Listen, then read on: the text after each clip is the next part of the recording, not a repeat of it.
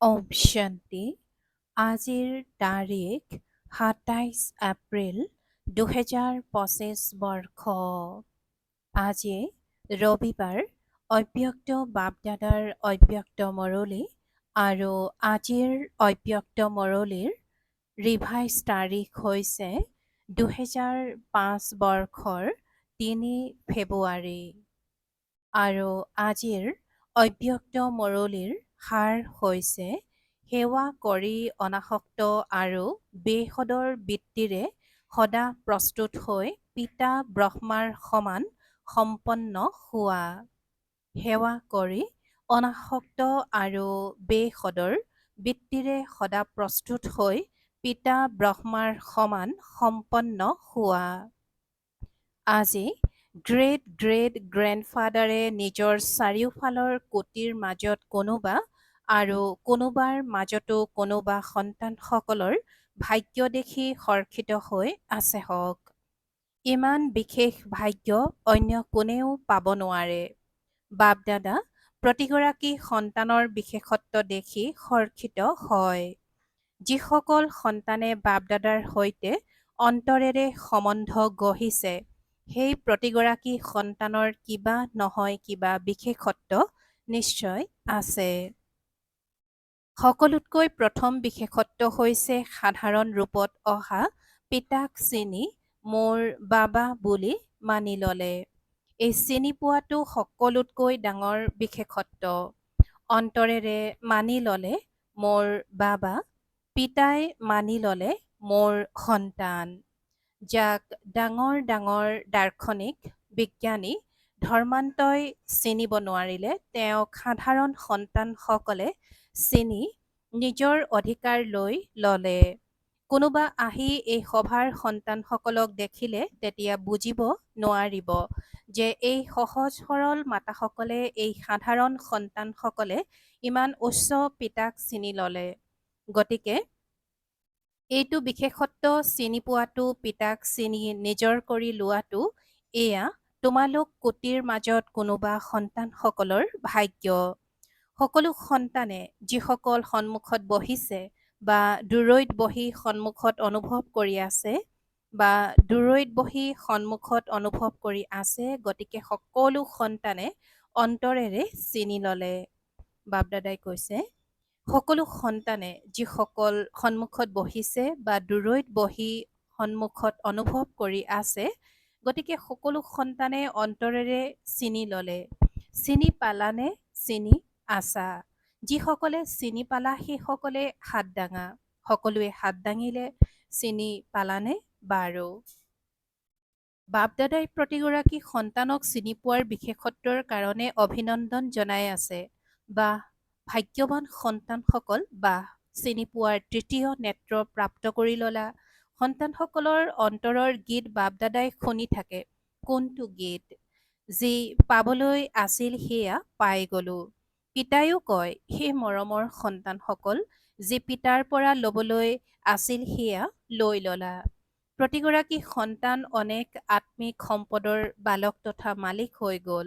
গতিকে আজি বাপদাদাই সম্পদসমূহৰ মালিক সন্তানসকলৰ সম্পদসমূহৰ খতিয়ান চাই আছিল।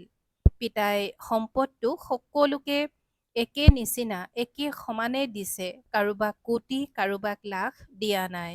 কিন্তু সম্পদসমূহক জনা আৰু প্ৰাপ্ত কৰা, জীৱনত ধাৰণ কৰা, এই ক্ষেত্ৰত ক্ৰম অনুসৰি হোৱা। বাপদাদাই আজিকালি বাৰে বাৰে ভিন্ন ভিন্ন প্ৰকাৰে সন্তানসকলৰ মনোযোগ আকৰ্ষণ কৰাই আছে। সময়ৰ সমীপতাক দেখি নিজেই নিজক সূক্ষ্ম বিশাল বুদ্ধিৰে পৰীক্ষা কৰা। কি পালা? কি ল'লা? আৰু নিৰন্তৰ সেই সম্পদসমূহেৰে পালিত হৈ থাকানে? পৰীক্ষা কৰাটো অতি আৱশ্যক, কিয়নো মায়া বৰ্তমান সময়ত ভিন্ন ভিন্ন মাৰ্জিত ৰূপত, অমনোযোগিতা আৰু মাৰ্জিত আলস্য ৰূপত চেষ্টা কৰি আছে। সেইবাবে সদায় নিজৰ পৰীক্ষা কৰি গৈ থাকা। বৰ মনোযোগেৰে, অমনোযোগিতাৰে পৰীক্ষা কৰিলে নহ'ব। বেয়া কৰা নাই, দুখ দিয়া নাই, বেয়া দৃষ্টি যোৱা নাই। এই পৰীক্ষাটো হ'ল, কিন্তু ভালকৈও ভাল কৰি ভাল কি কৰিলা? পিতাই আজি কৈছে পৰীক্ষা কৰাটো অতি আৱশ্যক, কিয়নো মায়া বৰ্তমান সময়ত ভিন্ন ভিন্ন মাৰ্জিত ৰূপত অমনোযোগিতা আৰু মাৰ্জিত আলস্য ৰূপত চেষ্টা কৰি আছে। সেইবাবে সদায় নিজৰ পৰীক্ষা কৰি গৈ থাকা। বৰ মনোযোগেৰে অমনোযোগিতাৰে পৰীক্ষা কৰিলে নহ'ব। বেয়া কৰা নাই, দোষ দিয়া নাই, বেয়া দৃষ্টি যোৱা নাই। এই পৰীক্ষাটো হ'ল, কিন্তু ভালকৈও ভাল কি কৰিলা? পিতাই কৈছে যে কি ভালতকৈও ভাল কি কৰিলা? সদায় আত্মিক দৃষ্টি স্বভাৱসিদ্ধ হৈ আছিল নে বিস্মৃতিৰ স্মৃতিৰ খেল খেলিলা? কিমানক শুভ ভাৱনা, শুভ কামনা আশীৰ্বাদ দিলা? এনেকুৱা জমাৰ পুঁজি কিমান আৰু কেনেকুৱা আছিল? কিয়নো ভালদৰে জানা যে পুঁজি জমা কেৱল এতিয়া কৰিব পাৰা। এই সময়ত গোটেই ঋতু পুঁজি জমা কৰাৰ, আকৌ গোটেই সময় জমা অনুসৰি ৰাজ্যভাগ্য আৰু পুঁজি দেৱী দেৱতা হোৱাৰ। যদি জমা কম তেন্তে ৰাজ্যভাগ্যও কম আৰু পূজ্য হোৱাৰ ক্ষেত্ৰতো ক্ৰমানুসৰি হয়। যদি জমা কম তেন্তে পূজাও কম। যদি বিধিপূৰ্বক জমা কৰা নাই তেন্তে পূজাও বিধিপূৰ্বক নহয়। যদি জমা কেতিয়াবা কেতিয়াবা বিধিপূৰ্বক হয় তেন্তে পূজা আৰু পদো কেতিয়াবা কেতিয়াবা হয়। সেইবাবে বাপদাদাৰ প্ৰতিগৰাকী সন্তানলৈ অতি স্নেহ আছে। সেয়েহে বাপদাদাই এইটোৱেই বিচাৰে যে প্ৰতিগৰাকী সন্তান সম্পন্ন হওক, সমান হওক। সেৱা কৰা, কিন্তু সেৱাটো অনাসক্ত, বেহদ। বাপদাদাই দেখিছে যে গৰিষ্ঠ সংখ্যক সন্তানৰ যোগ অৰ্থাৎ স্মৃতিত থকাৰ বিষয়টিত ৰুচি বা মনোযোগ কম থাকে, সেৱাত বেছি থাকে। কিন্তু স্মৃতি অবিহনে সেৱাত বেছিকৈ থাকিলে তেতিয়া তাত সদ অৰ্থাৎ সীমিত বোধ আহি যায়। অনাসক্ত বৃত্তি নাথাকে। নাম আৰু মান পদমৰ্যাদা সানমিহলি হৈ যায়, বেহদৰ বৃত্তি কম হৈ যায়। সেইবাবে বাপদাদাই বিচাৰে যে কুটিৰ মাজত কোনোবাৰ মাজতো কোনোবা মোৰ সন্তানসকল এতিয়াৰ পৰাই সদা প্ৰস্তুত হৈ যাওক। কিয়? বহুতে ভাবে সময় আহিলে হৈ যাব, কিন্তু সময় তোমালোকৰ ৰচনাক নিজৰ শিক্ষক কৰি ল'বা নেকি? দ্বিতীয়টি কথাটি জানানে যে বহুকালৰ হিচাপ আছে, বহুকালৰ সম্পন্নতাই বহুকালৰ প্ৰাপ্তি কৰায়। গতিকে এতিয়া সময়ৰ সমীপতা অনুসৰি বহুকালৰ জমা হোৱাৰ আৱশ্যক। পাছত আপত্তি নকৰিবা যে মইতো ভাবিছিলো বহুকালত সময় বাকী আছে। এতিয়াৰ পৰা বহুকালৰ প্ৰতি মনোযোগ দিয়া, বুজিলা? অনুগ্ৰহ কৰি মনোযোগ দিবা। বাপদাদাই এইটোৱেই বিচাৰে যে এটি সন্তানৰো কোনো এটা বিষয়ত দুৰ্বলতা যাতে থাকি নাযায়। পিতা ব্ৰহ্মালৈতো স্নেহ আছে নহয়, স্নেহৰ প্ৰতিদানতো দিবা নহয়। তেন্তে স্নেহৰ প্ৰতিদান হ'ল নিজৰ দুৰ্বলতাসমূহ পৰীক্ষা কৰা আৰু প্ৰতিদান দিয়া। পৰিৱৰ্তন কৰা, নিজেই নিজক পৰিৱৰ্তন কৰা, এয়া হৈছে প্ৰতিদান। তেন্তে প্ৰতিদান দিবলৈ সাহস আছেনে? হাততো পিতাই কৈছে যে নিজেই নিজক পৰিৱৰ্তন কৰা আৰু এয়াই হৈছে প্ৰতিদান। তেন্তে প্ৰতিদান দিবলৈ সাহস আছেনে? হাতটো দাঙি দিয়া, বহুত আনন্দিত কৰি দিয়া। হাত দেখিতো বাপদাদা আনন্দিত হৈ যায়। এতিয়া অন্তৰত দৃঢ়তা 1% অপৰিণত নহয়। দৃঢ় ব্ৰত লোৱা, প্ৰতিদান দিবই লাগিব। নিজেই নিজক প্ৰতিদান কৰিব লাগে, নিজেই নিজক পৰিৱৰ্তন কৰিব লাগে। পিতাই আজি কৈছে যে নিজেই নিজক পৰিৱৰ্তন কৰা, এয়া হৈছে প্ৰতিদান। তেন্তে প্ৰতিদান দিবলৈ সাহস আছেনে? হাতটো দাঙি দিয়া, বহুত আনন্দিত কৰি দিয়া। হাত দেখিতো বাপদাদা আনন্দিত হৈ যায়। এতিয়া অন্তৰত দৃঢ়তা 1%ও অপৰিণত নহয়। দৃঢ় ব্ৰত লোৱা, প্ৰতিদান দিবই লাগিব আৰু নিজেই নিজক পৰিৱৰ্তন কৰিব লাগে। এতিয়া শিৱৰাত্ৰি আহি আছে নহয়। সকলো সন্তানৰ পিতাৰ জয়ন্তী তথা নিজৰ জয়ন্তী উদযাপন কৰাৰ উৎসাহ উদ্দীপনা বৰ স্নেহেৰে জাগে। ভাল ভাল কাৰ্যক্ৰম প্ৰস্তুত কৰি আছে। সেৱাৰ পৰিকল্পনাটো বহুত ভাল কৰা। বাপদাদাই আনন্দিত হয়, কিন্তু বুলি ক'বলৈ ভাল নালাগে। জাগ্ৰত পিতাই কৈছে যে সেৱাৰ পৰিকল্পনাটো বহুত ভাল কৰা। বাপদাদা আনন্দিত হয়, কিন্তু বুলি ক'বলৈ ভাল নালাগে। জগতম্বা মায়ে কিন্তু শব্দটি হিন্দী ভাষাত এনেকৈ কৈছিল, লে কিন। কিন বুলি আৱৰ্জনাক কয়। লে কিন অৰ্থাৎ কিন বুলি আৱৰ্জনাক কয়। গতিকে লেকিন বুলি কোৱা মানে লে কিন বুলি কোৱা মানে কিবা নহয় কিবা আৱৰ্জনা লোৱা। আজি বাপদাদাই জগতম্বাৰ বিষয়ে কৈছে যে জগতম্বা মায়ে কিন্তু শব্দটি সিন্ধি ভাষাত এনেকৈ কৈছিল, লে কিন। কিন বুলি আৱৰ্জনাক কয়, গতিকে লেকিন বুলি কোৱা মানে কিবা নহয় কিবা আৱৰ্জনা লোৱা। সেয়েহে লেকিন বুলি ক'বলৈ ভাল নালাগে। ক'বলগীয়া হয়, যেনেকৈ অন্য সেৱাৰ পৰিকল্পনা কৰি চাওঁ আৰু কৰিবাও, কিন্তু এই ব্ৰত লোৱাৰ কাৰ্যক্ৰমো হাত ল'বা।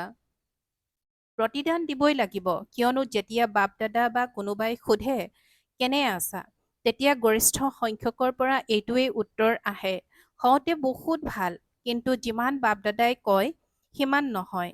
এতিয়া এইটো উত্তৰ হ'ব লাগে। যিটো বাপ দাদাই বিচাৰে, তেনেকুৱাই বাপ দাদাই কি বিচাৰে সেয়া টুকি ৰাখা। তাৰ তালিকা উলিওৱা আৰু পৰীক্ষা কৰা। বাপ দাদাই এইটো বিচাৰে, সেইটো আছেনে নাই।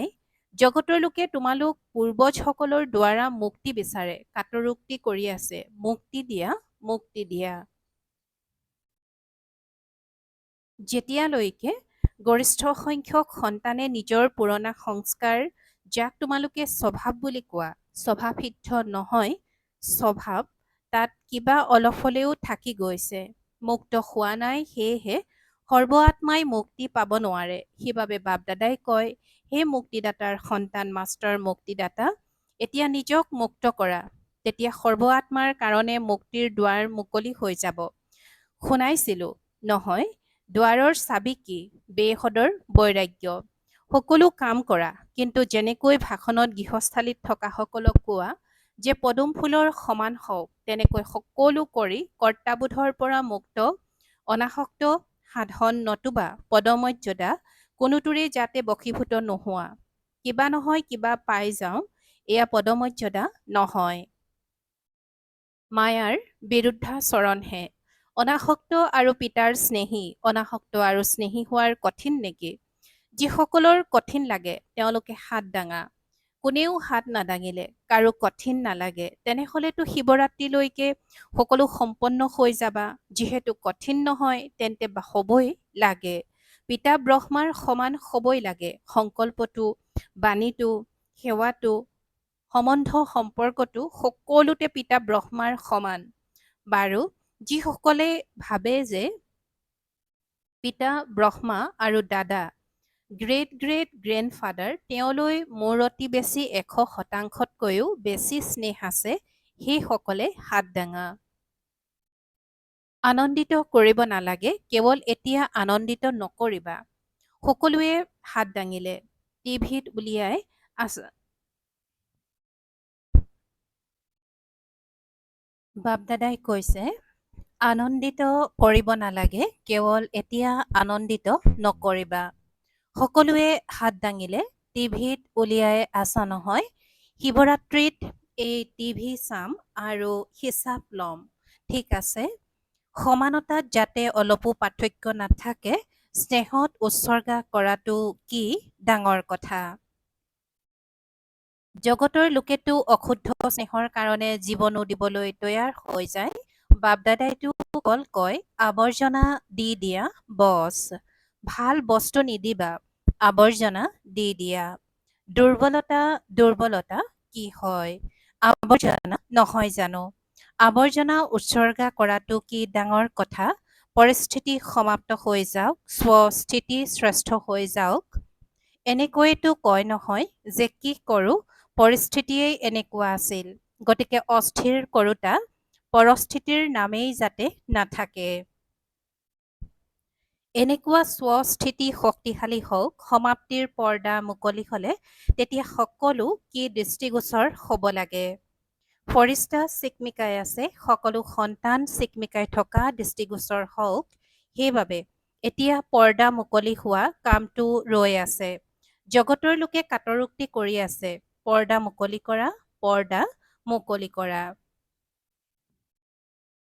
গতিকে নিজৰ পৰিকল্পনা নিজেই কৰা, কোনোবাই যুগুতাই থোৱা পৰিকল্পনা দিয়ে নহয়, তেতিয়া আকৌ তাত বহুত কথা আহি যায়।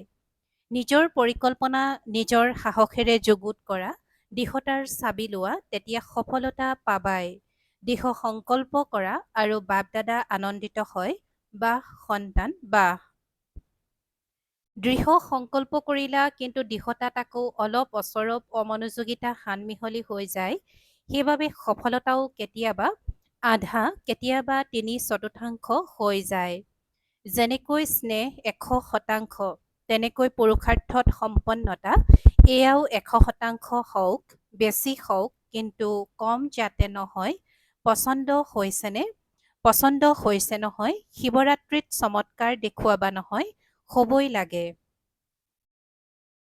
মই নহ'লে তেন্তে কোন হ'ব? এইটো নিশ্চয়তা ৰাখা, ময়ে আছিলোঁ, ময়ে হওঁ আৰু ময়ে হ'ম। এইটো নিশ্চয়তাই বিজয়ী কৰি তুলিব। পৰদৰ্শন নকৰিবা, নিজকহে চাবা। বহুত সন্তানে আন্তৰিক বাৰ্তালাপ কৰে নহয়, কয়, বছ এওঁক অলপ ঠিক কৰি দিয়ক, তেতিয়া মই ঠিক হৈ যাম। এওঁক অলপ সলনি কৰি দিয়ক, তেতিয়া ময়ো সলনি হৈ যাম। কিন্তু তেওঁ সলনি নহয় আৰু তোমালোকো সলনি নোহোৱা। নিজক সলনি কৰি দিয়া, তেতিয়া তেওঁ সলনি হৈ যাব। পিতাই কৈছে যে নিজক সলনি কৰি দিয়া, তেতিয়া তেওঁ সলনি অৰ্থাৎ সলনো হৈ যাব। কোনো আধাৰ নাৰাখিবা, এইটো হ'লে এইটো হ'ব, মই কৰিবই লাগে। বাৰু, যিসকল প্ৰথমবাৰ আহিছে সেইসকলে হাত দাঙা। তেন্তে যিসকল প্ৰথমবাৰ আহিছে তেওঁলোকৰ কাৰণে বাপ দাদাই বিশেষকৈ কয় যে এনেকুৱা সময়ত আহিছা যেতিয়া সময় বহুত কম বাকী আছেগৈ, কিন্তু পুৰুষাৰ্থ ইমান তীব্ৰতাৰে কৰা যাতে শেষত আহিও প্ৰথমত আহিও প্ৰথম নম্বৰত আহি যোৱা। কিয়নো এতিয়া চকীৰ খেল চলি আছে। এতিয়া কোন জিকিছে সেয়া ঘোষণা কৰা হোৱা নাই। দেৰিকৈতো আহিছা, কিন্তু তীব্ৰ বেগত গ'লে পাই যাবাগৈ। কেৱল নিজে নিজক অমৃতবেলা অমৰ হোৱাৰ বৰদান সোঁৱৰাই দিবা। বাৰু সকলো, কোনোবা দূৰৈৰ পৰা কোনোবা ওচৰৰ পৰা আহিছে, বাপ দাদাই কয়, তথাপি নিজৰ ঘৰত আহি পালা, সংগঠন ভাল লাগে, টিভিত দেখা নহয়, সভাঘৰ পূৰ্ণ হ'লে কিমান ভাল লাগে। বাৰু, তেন্তে সদা প্ৰস্তুত হোৱা নে? সদা প্ৰস্তুতৰ পাঠ পঢ়িবা নহয়। বাৰু, মধুবন নিবাসীসকলৰ প্ৰতি মধুবনৰ সকলে হাত দাঙা। বহুত আছে। মধুবনৰ সকল গৃহস্থ, বাকী সকলতো আলহী হৈ আহে আৰু গুচি যায়, কিন্তু মধুবনৰ সকল গৃহস্থ। অতি ওচৰৰো হয়, অতি মৰমৰো হয়।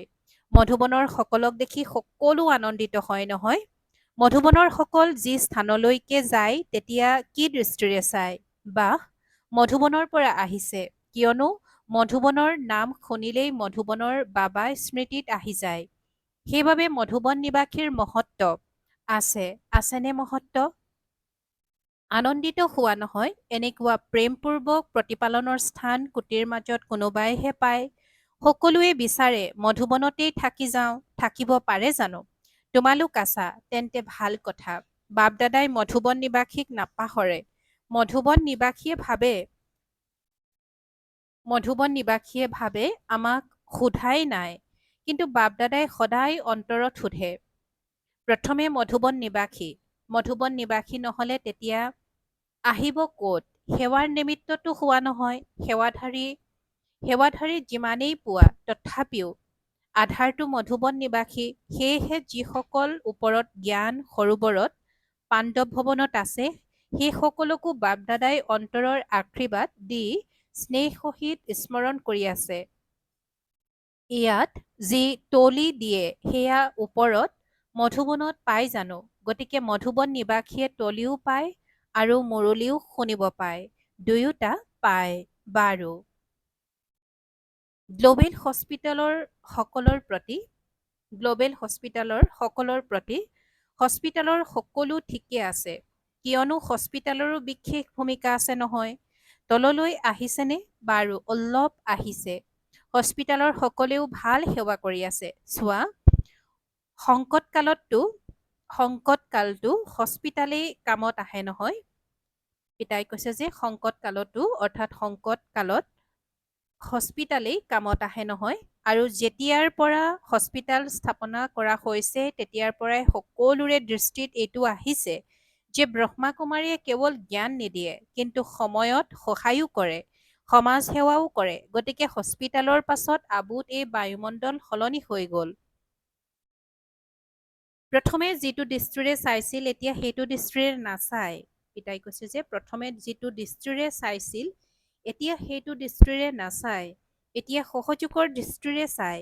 জ্ঞান মানক বা নামানক, জ্ঞান মানক বা নামানক, কিন্তু সহযোগৰ দৃষ্টিৰে চায়। গতিকে হস্পিটালৰ সকলে সেৱা কৰিলা নহয়, ভাল বাৰু।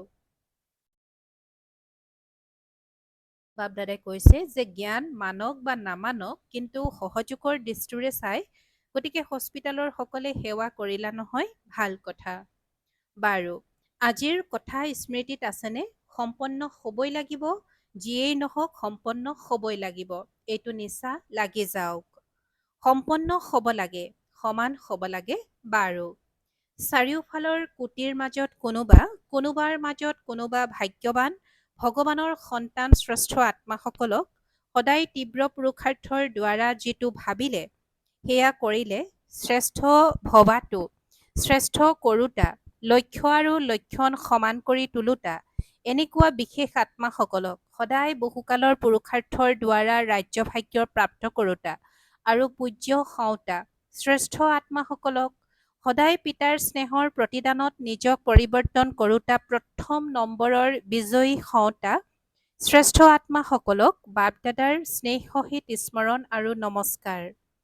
আৰু আত্মিক সন্তানসকলৰো বাপ-দাদাৰ প্ৰতি স্নেহ সহিত স্মৰণ আৰু সুপ্ৰভাত আৰু নমস্কাৰ, নমস্কাৰ, নমস্কাৰ।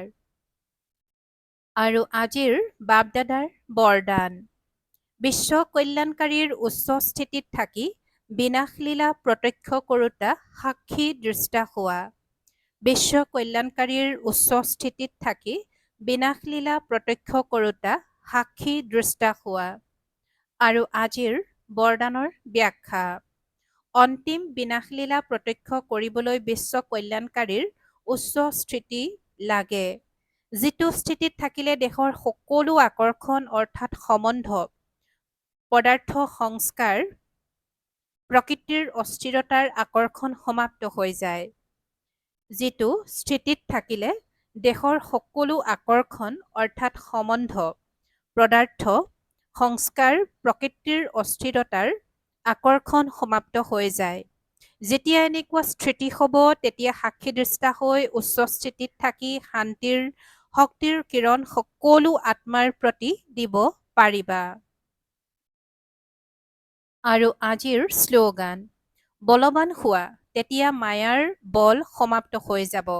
বাপদাদাই শ্লোগানত কৈছে যে বলৱান হোৱা, তেতিয়া মায়াৰ বল সমাপ্ত হৈ যাব।